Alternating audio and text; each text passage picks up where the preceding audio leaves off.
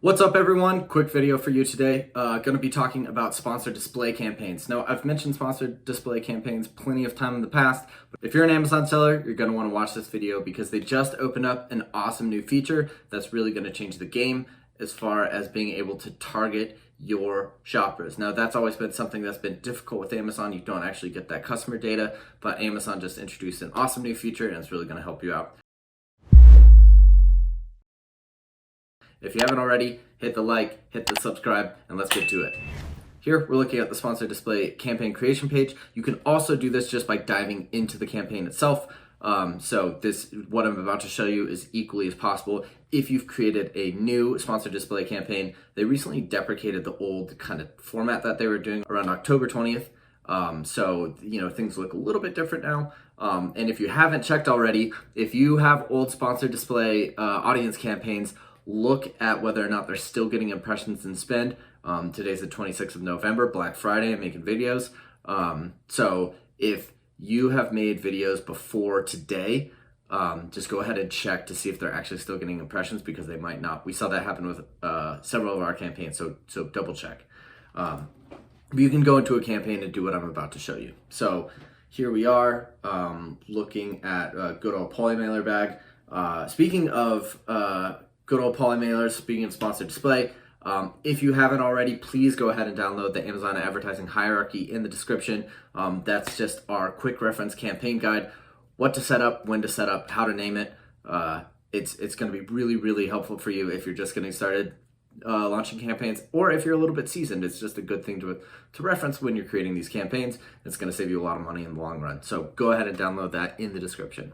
So we're looking at good old Polymailer, of course, audience targeting, and then I always do optimize for conversions. So if you haven't noticed, they default 30 days when we're looking at purchase and views remarketing. And remember, there's related to advertised product and advertised product.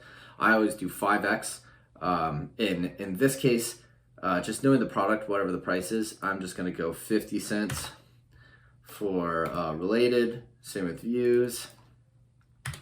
Then I'm gonna go 2.5. So I always do 5x for the what we're actually looking at purchases, and then views I'm gonna leave at $1 because views are pretty much always underperforms versus the purchase. So 5x purchase, 2x views for the advertised product, and then just a little tiny crumbs for the similar. And then you could just go in, it's just like enhanced auto targeting. You can just go ahead and modify those at a line item level. It's actually very, very easy to optimize these campaigns.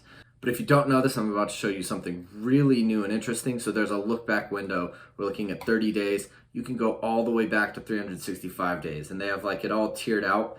I know with some companies that have really big media spends and a really good idea of what their customer journey is, you can get very, very granular as far as what kind of impression share you're willing to buy, how many eyeballs you're willing to get under these like different customer segments. But for me, I'm just gonna open it wide up, 365 days. I'm gonna go ahead, and then you can just add these again. So I'm just gonna go ahead and add.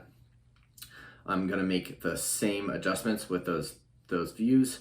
In fact, so I'm not gonna show it just to keep the video short, but I'd go ahead and add the view stuff as well. And then I'm just gonna tier it out same way. So related, 0.5, purchase 5. This is a brand new feature. I'm still testing it out, but I would venture to guess that eventually you'd be able to get rid of the shorter look back windows and just keep the longer ones on.